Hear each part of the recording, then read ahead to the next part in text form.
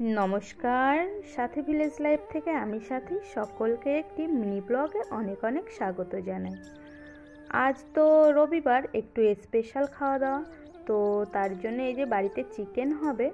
আর এখানে মিক্সারটা খারাপ হয়ে গেছে, তার জন্য আজকে শিলনোড়াতেই মশলাগুলো আর কি আমি মাকে করে দিয়েছি। মা কাজের জন্য সময় পাচ্ছে না, রান্না করতে দেরি হয়ে যাবে, তার জন্য এখানে আদা, জিরে, রসুন, পেঁয়াজ সমস্ত কিছু বেটে দিয়েছি। আর একদিকে আছে টমেটো কুচি আর পেঁয়াজ কুচি, আর এখানে আছে আলু। তো মাংসতে আলু না দিলে তো একেবারেই চলে না। আর মশলাটাতে একটু জলটা বেশি হয়ে গিয়েছিল বলে চারিদিকে জলটা হয়ে এসেছে।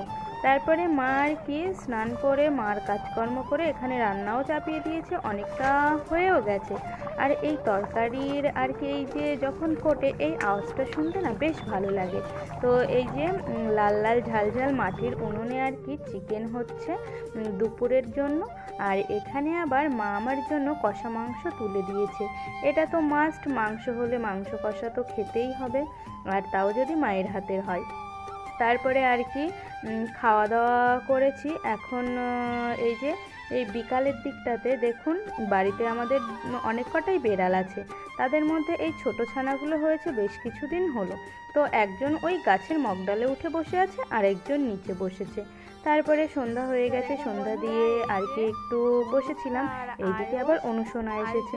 অনুসোনা আজকাল কথা বলতে শিখেছে, সেটা আপনারাই শুনে নিন। অনুসোনা আবার হাতের থেকে ছো মেরে কেড়ে নিল। এই যে অনুসোনা, একটু তাকাও, একটু হ্যালো করো, হ্যালো। অনু আবার দেখুন কেমন সুন্দর চোখ মারতে শিখেছে। তো এখন তো যেটা দেখবে সেটাই কপি করবে। ওকে একদিন দেখানো হয়েছে, ও এখন এটাই শিখেছে। বলো দাদা, বলো বলো। তো এখন আমার কাছে এই যে এগিয়ে আসছে, আর কি যে দুরন্ত হয়েছে দেখুন একবার কাণ্ড। নিজে পারে না ঠিক মতন হাঁটতে, আবার এই যে হাতের মধ্যে একটা টিপের পাতা।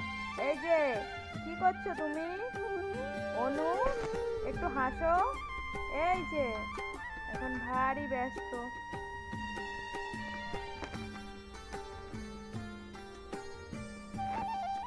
তো তারপরে এই যে রাতের খাবার বানাতে চলে এসছে মা।